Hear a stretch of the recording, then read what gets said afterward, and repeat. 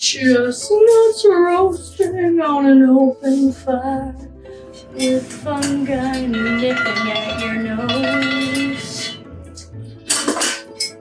Too early for Christmas? Never too early for nuts. In this episode, we sit down with Elspeth, a nut expert, the queen of keystone species. We're diving into how nuts literally hold ecosystems together. So pull up a log, grab a sack, acorns obviously, and let's get cracking. This episode got inspired by when I was in North Carolina and I found this chestnut. I thought it was a chestnut.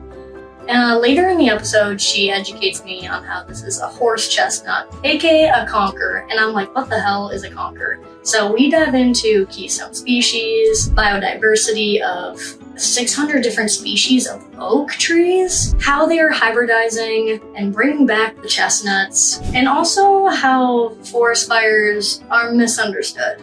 So let's dive into this week's episode where we connect nuts, low-hanging fruit, the masting of acorns. Get your mind out of the gutter. All right, let's dive into this week's episode. Hello, Elspeth. I have a conker here is what we were talking about before we started recording. I'm sure you get some weird nut jokes here and there. So do you want to start off maybe with an icebreaker of like, what's the most inappropriate nut joke you've gotten? And maybe an introduction of who you are. Yes. One small correction. It's pronounced Elspeth. It's Elspeth. Really hard. Elspeth. Okay. Many people get it wrong, so don't worry about that. I love the spelling too. It's like, yeah, it's very Scottish. Unique. Elspeth. Scottish for Elizabeth. Okay. Well, I was thinking about this actually the other day, and it's not so much a joke, but I was telling my husband has a huge family, and we were like hanging out a couple winters ago because I've been working on this book for a while. And my 13-year-old cousin was like, I know what you should call the book, because at that point it didn't have a title. And I was kind of excited. I was like, okay, great. What? Oh boy. We were sitting in this like hot tub. It was like a family ski trip. And he goes, I think you should call it D's Nuts. Yes. Yep. And so for a while at our house, the book's working title was D's Nuts. So that did happen. That's awesome. And so I brought a visual here. I was just in North Carolina, and I was like, oh my God, chestnut. That's awesome. But then we were talking, and you're like, no, not like a true chestnut. So what classifies a nut, and what makes a non-nut non-nut? I actually had to look that up today because I saw that you were going to ask me that, and I was like, uh-oh, what is the definition of a nut? But get nutty already. Yeah, it turns out that it kind of depends who you ask, but the people who I decided I liked their answer the best and they seemed the most trustworthy were the botanists. And the botanists agree that a nut is just a fruit, like any other fruit, except for that it's dry. Mm-hmm. And it has either a hard husk or like a leathery shell around it, and it's just one seed, which I hadn't really thought about before. But like, you think about something like an apple. First of all, it's not dry; it's got all this flesh on it. Yes, and also lots of seeds. Yes, true, multiple seeds. So it seemed like a good definition because, like, clearly a plum is not a nut, but that has one seed. Yes, but it's not dry and it doesn't have this hard shell. Okay. So, those are the criteria. And then there's a lot of nuts that we call nuts that really aren't nuts. Like peanuts are actually legumes. Right. How confusing. So, yeah, it is a bit confusing. Interesting. Okay. So now we've kind of defined what a nut is. Why are nuts important? Maybe would be the next step of like, why do we even care about nuts? Yeah. I think if you had asked me 5 or 6 years ago why, I would have said I don't care. So that's changed a lot in my life. And what got me hooked was I learned you can eat acorns. And I thought, like, okay, well, that's pretty cool. I live in an oak forest, and I've always been into local food production. And that seemed, just kind of interesting. Right. But then what really got me hooked was I started learning about the ecological importance of oaks and a lot of these other nut trees. Mm-hmm. And a lot of them are what ecologists call keystone trees. So Right. they're like as important to their ecosystem as the keystone in a Roman arch. And if you take them out, the whole thing falls apart. They're holding everything together. They are this really critical food source, not just for like the usual suspects that we think of, like squirrels and deer and whoever else is eating acorns, for example, but also for all these insects and a lot of other creatures lower down on the food chain. So similar to like if you take krill or herring out of an ocean ecosystem, Right. everything just crumbles. They're this base of the food chain and really, really important. Yeah. Yeah, because you walk around and you see, all these different types of oak, which we could probably go into another whole conversation of like the difference with oak trees. So do all oaks produce acorns, or is that, yeah. Yes. Okay. Yeah, all oaks produce acorns, but they're all really different. Like there's a huge amount of variety. And I think, I'm not sure I have the exact number, but I want to say it's over 600 species of oaks exist all over Northern Hemisphere and a little bit further south. So there are so many different types of oaks, and they don't all produce nuts that are good for the same thing, right? So some have more oil, some are more starchy, and there's some with more tannins, which are these bitter compounds that act as a preservative, but also need to be leached out in order to eat them. Okay. So I learned pretty quickly when I got into acorns, like I'd be talking to someone in California or Greece and we'd be talking about acorns. But like it's a broad word. Okay. It encompasses a lot. Got it. Okay. So what do people usually make with acorns? I think like, the native culture also uses as maybe like a powders or like baking. What have you kind of used with acorns specifically when you learned that you could eat them? So there's a really well-known forager in Wisconsin named Sam Thayer, and he's an amazing guy. And we had a long talk about, he's probably the person who I know who's the most knowledgeable about like different types of acorns in different places and what they're good for. Okay. And he was telling me that he kind of divides oak trees and the nuts they produce into 3 categories. There's flour acorns, which are great for just making flour, which acorn flour is really similar to corn flour. You can use it in a lot of the same ways. It's gluten-free, so it doesn't do like the stretchy bread thing, but it'll make like, you can make like an acorn bread or tortillas or that genre. And then there's starch. So I don't know if you've ever made latkes. I bet some people listening have. No, I have not. Okay, so there's starch in potatoes, and you grate the potatoes, and then you soak them in water. And as you soak them, the starch drains out and settles at the bottom of the bowl that you're using. And it's this white, you know what cornstarch looks like. It's this white powder stuff. So acorns also have that same kind of starch. So when you're processing acorns, you're using water anyways to leach out the tannins, because tannins are water soluble, and that's how you get those bitter compounds out. But as you're doing that, some species, and I've even noticed this with what I've been experimenting with, some batches with different species have a lot more starch than others. So Korean culture and cuisine has actually done a lot with acorn starch. I've never been to Korea, but I'm assuming based on what they're making with acorns that their acorns have a lot of starch because everything is acorn starch based. They have this like, it's called dotori muk, this almost like acorn jello where they combine, I've made it. It's really good. It's the visually and like description, you're like, what? Acorn jello? Acorn jello. What is like that? Hard but jiggly. Yeah. Like if I used to go to my grandmother's retirement home and they would have, all the different types of jello. Yeah, right.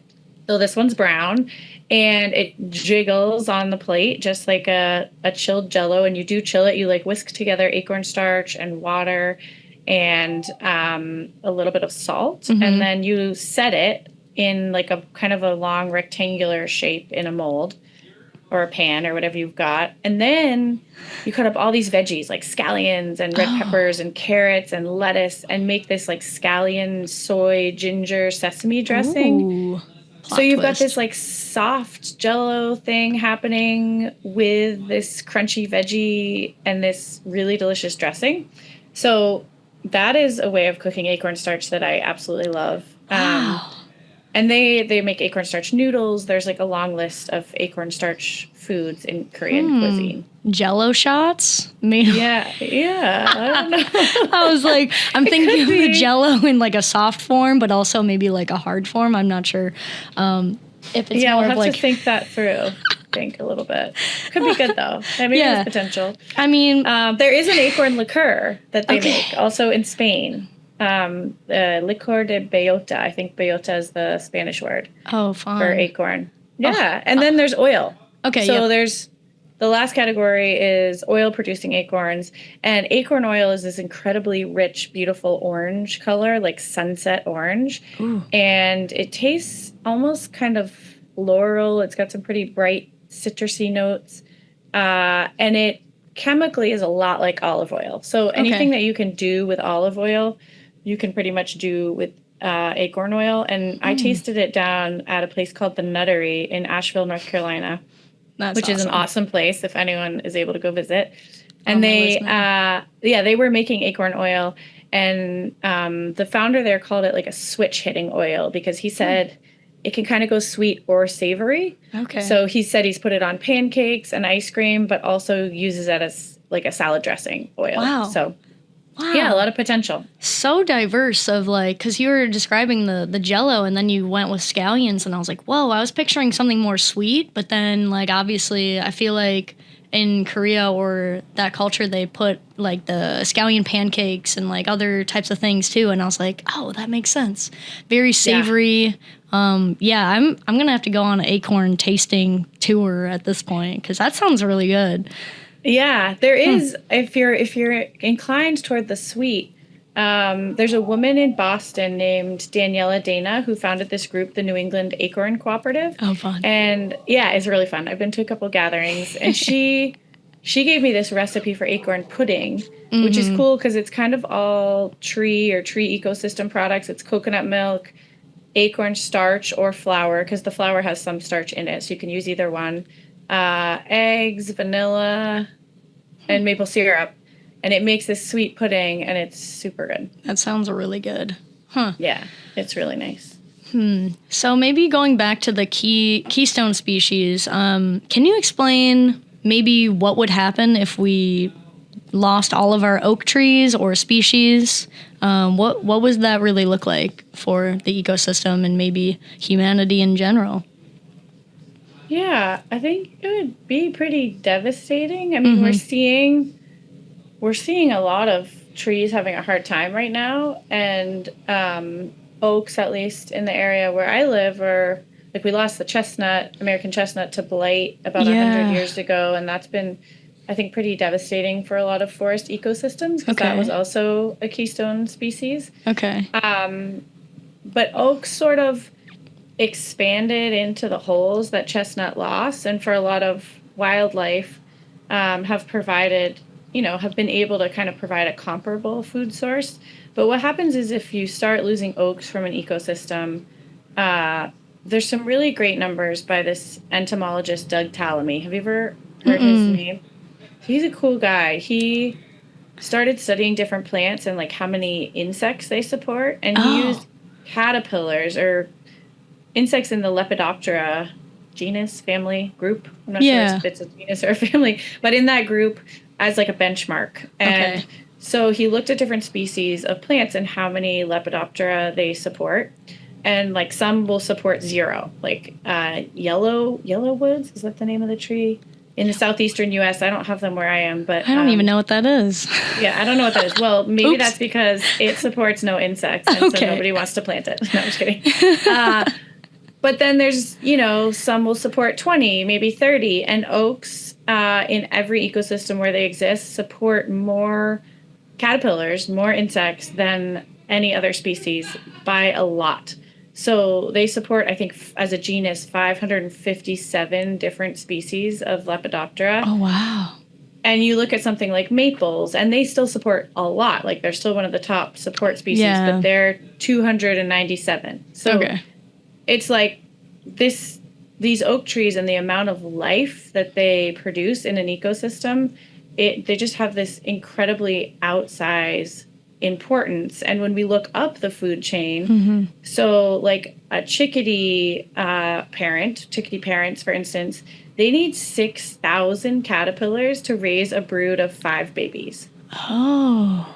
So when we don't have these plants, these trees that support the bottom of the food chain, you see what we're seeing now, which is a lot of songbird collapse, a lot of ripple effects up the food chain. I think we've lost, I want to say, like 30% of our songbirds in the past 50 years by like volume numbers.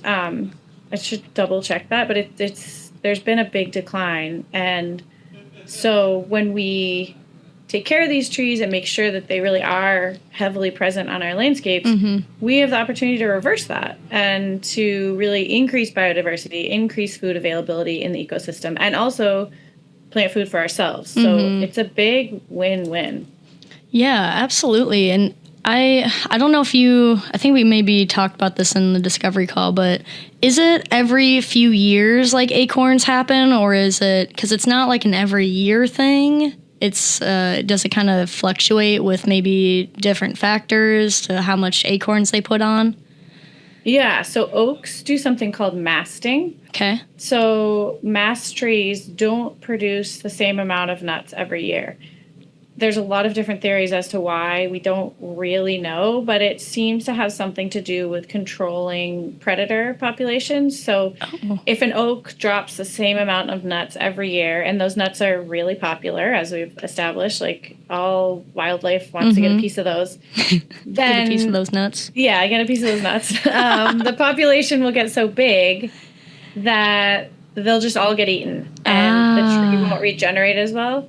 If they fluctuate a little, like, big year, smaller year, one of the theories, but I think maybe one of the ones that I find compelling, is that it's kind of keeping everyone guessing and allowing for more regeneration when they have these big years, and they coordinate. So it's not like one tree will mast, like an entire area or region and will mast, and not always like the red oaks might coordinate one year and the white oak family might coordinate another. It's pretty cool. Yeah. So, we've been learning so much more about tree communication. Yes. And we don't know exactly how they're doing this, but they're coordinating. So there must be a really important reason to do this. Otherwise, I don't think they would put in the effort to coordinate like that. Right. Nature is so, efficient. And that's why I really like, plants and fungi. They always pick like the most efficient route because, they got stuff to lose and take so long to kind of grow and,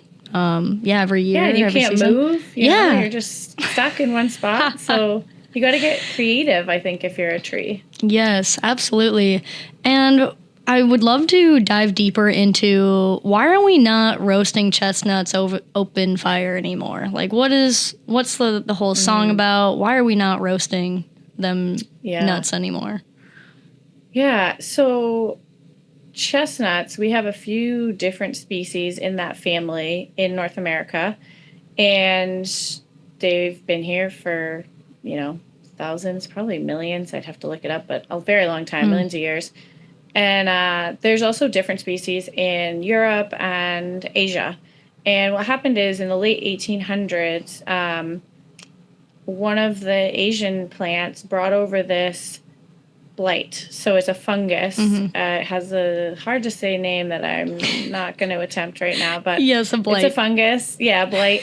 And at first, they couldn't figure out what was happening there. Just American chestnut trees started dying in the Bronx Zoo, which used to be this like zoological park. And then it just spread super rapidly. So within 4 decades, this species, American chestnut, the big, tall timber trees that produce all these really desirable nuts, it went functionally extinct all up and down the eastern seaboard and inland into like Appalachia, all through that region. And you can still see them in the woods because what happens with the blight is it doesn't kill the roots. It works above ground. It forms these cankers in the woods, in the wood itself. So these like sunken cankers, it eats away at the cambium layer, and then the tree, that sprout, that trunk will die back. But the roots will still send up another shoot. So I was just in the Berkshires visiting a friend, and we went for a little hike, and right there was a little American chestnut, and you could see the old dead trunk, and then you could see the new shoots. So we still have some of that genetic diversity, but culturally, they don't often get old enough to produce a lot of nuts, and so they're sterile nuts. Yeah, they've lost their function in the ecosystem. So they're not extinct. They're functionally extinct is the term they use. Yeah, okay, that makes sense. Yeah, and like my grandmother's generation, they did roast chestnuts over an open fire as this huge cultural tradition and a real loss for our ecosystems. So that's the bad news. The good news is that there are a lot of farmers and breeders and growers experimenting with trying to hybridize between the American, the European, and the Asian species to produce a tree that has some American traits, but that also has the blight resistance of the Asiatic trees, which have co-evolved with the blight and have all these different defense mechanisms. Right. And I think at first they thought that was going to be really quick work, like, there's 1 or 2 genes that control blight resistance, and we're just going to get those into the American tree, and boom, problem solved. It's turned out that there are, the last count that I talked to someone, and I think it maybe has increased since then, was 27 different sources that combine to form this resistance. Okay. So that makes the breeding a little bit more complicated than just like, we'll get this one gene. Yeah.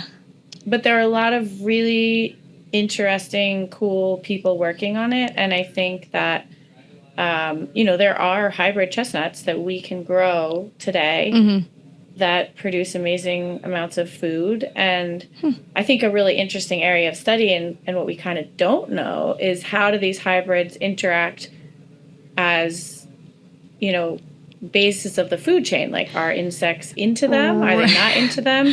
Right. And I asked a lot of people that while I was working on my book and did not really get any answers. So I think the answer is, nobody's really looking at that right now. Okay. So that's kind of like the future study that people can look into. Yeah. Yeah, I hope someone is going to hear this and tell me I'm wrong and that someone is looking at that. So, yeah, if you're that person, please reach out. I really want to know. Yeah, absolutely, because there's just probably so much research going into all these other things and then, new discoveries. But now it's like, are people focusing on, those types of... Yeah, that would be a lot of different species or, genes combining. So, yeah, what's really the outcome with that? The positive, maybe negative, or just, that's pretty cool. Yeah, it's very cool. And the Asian species, some of them are a little bit shorter. And so sometimes not as competitive in like a closed canopy forest environment. So that's been one impediment. But that also ties into a whole other conversation about how we see forests as like a hands-off space. And there are plenty of things we could do to encourage those trees if we decided that they were good for the forest and could be, a valuable part of the ecosystem. Right. And I love that you mentioned that because I would love to also kind of dig into like forest fires and, people getting their hands more into creating these fires. So why do you think those are beneficial and why are some people, kind of standoffish by intertwining into, the forest itself? Yeah, well, to answer that, I'm going to back up a tiny bit and go back to the chestnut, but we're going to get back to the fire. So when I started talking to people about the chestnut blight and they were telling me there's actually this fungal injection that you can give to chestnut trees to almost like a fungus fighting a fungus, if that makes sense. You know what I mean? Yeah. So the blight is a fungus. Yep. And then there's this injection of this other fungus that's had some success with effectively treating the tree and helping it stay alive. Like a vaccine for a tree. Yeah, in a way. In a way, yeah. It's the science of it is pretty complicated, and I do not profess to have full knowledge of all of it. That's okay. But one thing that I was really struck by was that in Europe, that really took off.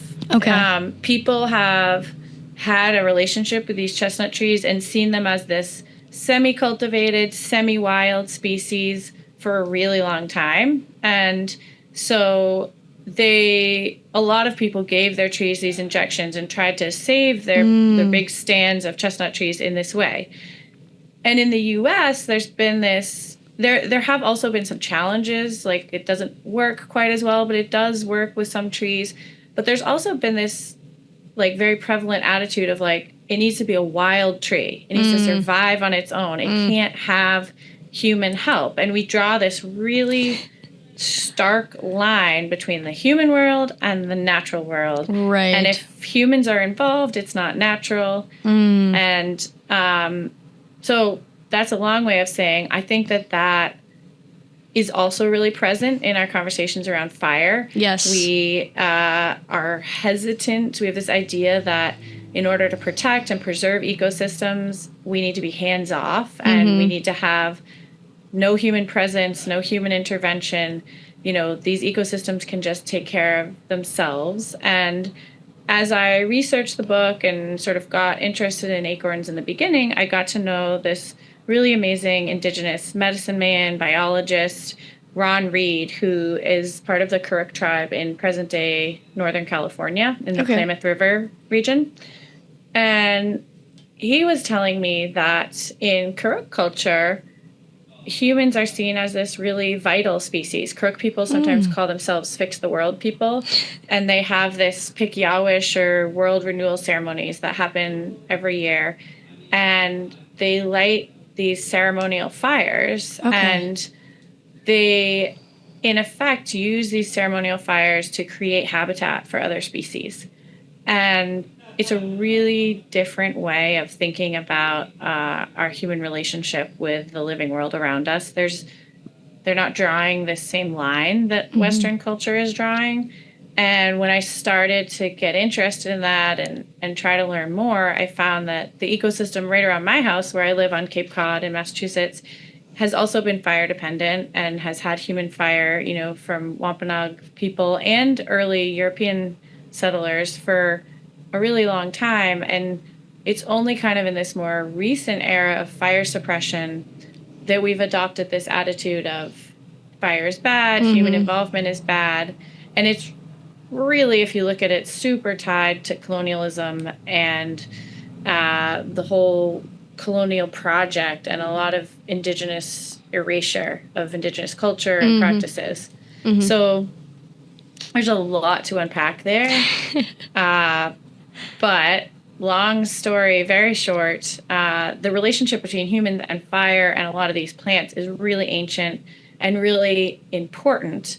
And I think the conversation is starting and is really overdue about, okay, is hands off the best policy, or actually do we need to take care of these ecosystems? Do we have a role to play through some prescribed or cultural burning? Yeah. So wouldn't there be specific maybe ideas around how often you do a fire or prescribe fire, or like, you know, what type of ecosystems, you know, if it's succession 1 or 2, like how do you really decipher if it's ready for a burn or not? Yeah, so I've started going on burns with Mass Fish and Wildlife. I got certified a couple of years ago, and I think the decisions are, right now there's a lot of ecosystems that just haven't been burned in a long time. Okay. So a lot of the work is fuel removal around some of the older trees, because if you've been burning regularly, there's not a lot on the ground. You know, there's older trees and there's sort of this nicely spaced woodland. And there's a fire study less than a mile from my house where they've been looking at different burn regimens for the past 35 years. And, you know, some plots they burn every year, some plots they burn every 2 years, up to 4 years. And it seems like from the literature, what a lot of oaks, at least in the Northeast, like is a period of maybe 10 years or so with pretty frequent fire every few years. Okay. Followed by a break so that then they can, the frequent fire allows them, they're pretty competitive with frequent fire because they have these really strong root systems and this ability to rapidly resprout. Right. But they still need to get big enough to survive a fire and become a canopy tree. Right. So if there's a period of frequent fire and then, you know, maybe a 10 or 20 year break in a specific area, then they get big enough that you can bring fire in again, and their bark is thick enough and they're tall enough that they're fine. They'll be okay in a light fire.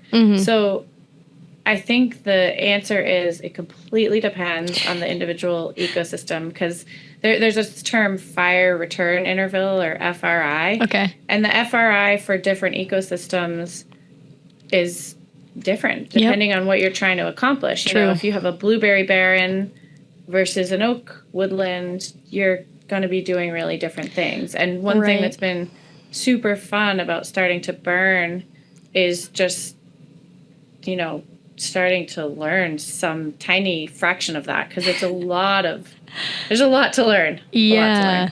True. And, you know, everybody's different. So every ecosystem will be, you know, different depending on the goal, like you were saying. So how is that kind of compared to California, where there's burns all the time?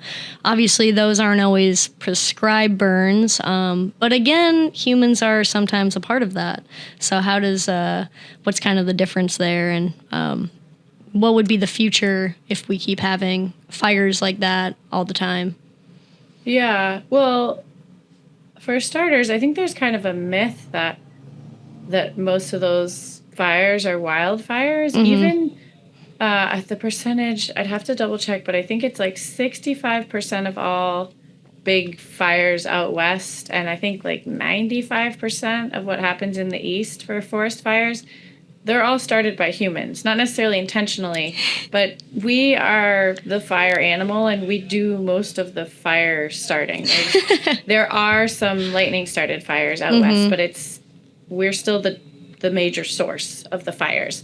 So, you know, we can either light them regularly and kind of keep the land in balance, because what happens with succession out west in a lot of ecosystems is that you'll get a forest fire, like without human intervention. There'll be a big wildfire, right? And it takes succession all the way back to the beginning. So you've got this scorched earth, bare landscape. The big trees are gone. They've been torched up. And succession kind of starts over. And then it hits this middle sweet spot for a little while. But then it keeps going and the trees get denser and denser. And there's not enough water to support that density of trees without them eventually becoming really flammable. Right. So what traditional indigenous burning has done is keep it in that sweet spot in the middle of succession, so that you're not ping-ponging between really dense, thick, old forest that's super flammable, all the way back to the beginning, and then all the way through, and then all the way back to the beginning. It's more like, let's keep it steady. Let's have a little middle ground here and keep it in more of an oak woodland state. I mean, depending on the ecosystem you're in.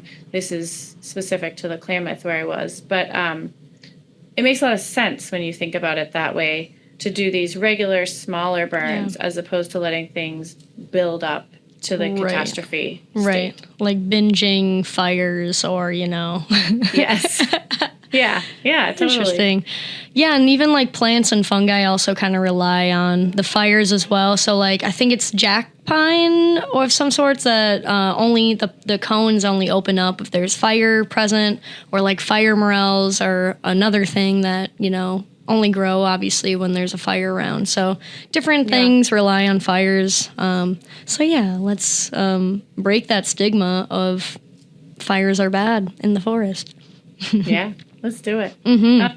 I noticed that some music just turned on in my house. Okay. You want me to jump up and turn it off? I don't hear anything. Okay. But we can also... It's not bothering me. I just didn't want it to mess up the audio. I'm not hearing anything, so you're good on your side. All right. I think we also talked about fruit forest versus like a nut forest. What would that kind of look like? And what would you advise people to kind of plant if you were going toward one of these forests, or what's kind of the positives with having fruit forests and nut forests?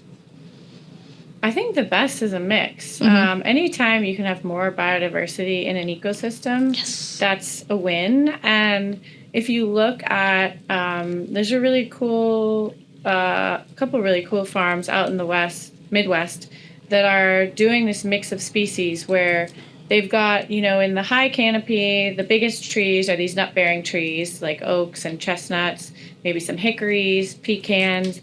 And then they also have mixed in a diversity of fruit trees. So pawpaws, mulberries, apples, pears, peaches, all these really delicious species.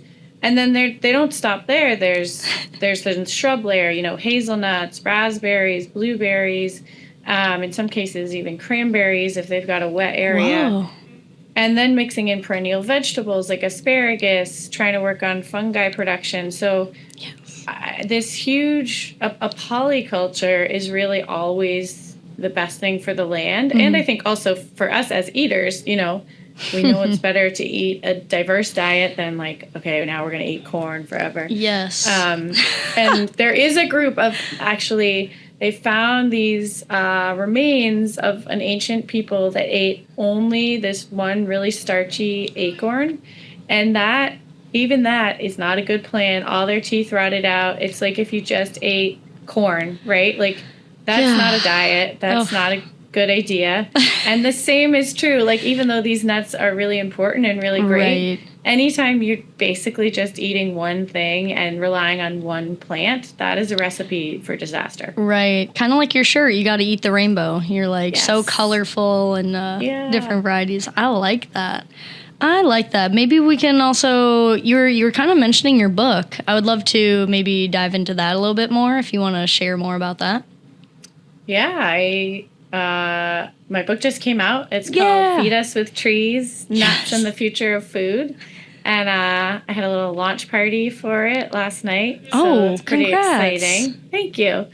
But it's basically just about how I learned we can eat acorns, which I did not think would be a life-altering discovery.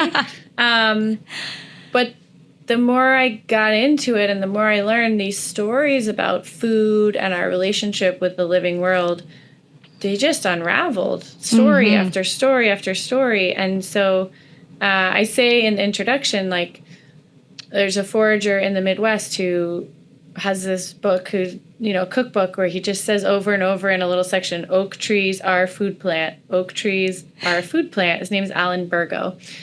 And I've kind of come to see that as like a revolutionary phrase, because if you go down that rabbit hole, when you come out, you're like, whoa, like the whole world. Where have I been? Yeah, pretty much. Like everything I learned was a lie, and I'm ready for some new stories. So it's been quite a journey. It took about 5 years. Wow. Well, that's awesome, though. Yeah, It's been really fun. Yeah. And is there any maybe last nut or oak facts that people don't know about, or something that you would like to share before I kind of close up? Well, I think a lot of people hear you can eat an acorn, and the next question is like, okay, how? Because if you just pick an acorn off a tree and try to eat it, that's not going to be a great experience. No, it's going to go wrong. And so the thing I like to compare them to are olives. I don't know if anyone listening has ever gone to an olive tree and tried to eat an olive, but if you try it once, you'll never try it again, because olives do not come off the tree tasting the way that they taste when we buy them in the store. They are full of the same incredibly bitter compounds, tannins, that acorns are full of. And yet no one would tell you that it's impractical to use olives as a major food source, right? We have olive oil. We eat a ton of olives, and they are processed in the same way that we can process acorns. So that is something that I like to remind people who are a little skeptical of the acorn possibility, is that we've already figured this out. We already know how to do this, and there's a lot of potential. Yeah. Do you kind of know a brief description of how it's processed? Like, are they kind of like, shaken off tree, collected in a net, like olives and... I don't know. There's not a lot of commercial acorn production going on right now. Most of the people who are working with acorns are either indigenous cultures who've been doing it for, since time immemorial, or people who have learned to collect them on their own and are sort of doing more of a home processing situation. There are a few acorn entrepreneurs out there, but they're rare. Mm-hmm. And so there's the basic steps of, turning acorns into oil or flour. Oil, the tannins are water soluble. So just like with olive oil, if you just press acorns using, an oil press, you don't need to leach the bitter tannins out. They're not in the fat. So you can create acorn oil without going through this debittering process. Okay. For the flour, you've got to debitter it. The fastest and easiest way to do that is to grind up the acorn. You got to collect them. Then you've got to let them dry for a little while because it's a lot easier to get a dry nut out of its shell than a fresh nut. Mm-hmm. And then you have to grind those nut meats into flour, basically. And then you can either just run water through them, and that will slowly take out the tannins. Or if you want to do it really quickly, you can use lye, which is often used in olive processing and corn processing, even though it's a kind of terrifying caustic substance if you get it on your skin. Yeah. But it goes out with the tannin. Okay. So it binds to the tannins and then gets rinsed out. Gotcha. So in process, there are definitely precautions you have to take. Mm-hmm. And most table olives are processed with lye. So again, we know how to do it. But you can use lye. I've done it at home, and it's actually pretty cool. Tannins have this dark color. If you've ever soaked acorns in water, probably most people haven't, but if you've ever done that, over time the water turns a really dark brown as the tannins come out. And that'll happen with water, but if you want to kind of do a magic trick and speed it up and you put a little bit of lye in with the water, it's almost like watching ink pour out. Like the tannin and the lye react really quickly, and the lye pulls the tannins out, and the water will turn almost black right away. So those are tannins. That's the color that's happening there. Wow. And then, you rinse it a few times and till the water's clear. And then you've gotten the tannins out and you have acorn flour. And at that point, it's wet. So you can either kind of freeze it as a wet flour or dry it and then store it like you would any other flour. Yeah, I have never tried acorn flour or any... I'm trying to think. I don't not either. I don't think I've... Yeah. No, I've heard of, obviously people doing it. But I don't even know where I don't know if I want to go through the whole process of doing my own. I'd love to sample somebody else that loves making it. And I would love to kind of test that. So, wow. So where can people kind of find you? Maybe where can people even find maybe acorn flour to mess around with this a little bit? And where can they get your book? Yeah, so people can find me on my website or on Instagram. My website's just my name, elspethhay.com, and I'm at elspethhay on Instagram, so pretty easy to find there. And my book is available where books are sold. It's online at all the major retailers. My press is selling it online. They're great press, New Society publishers.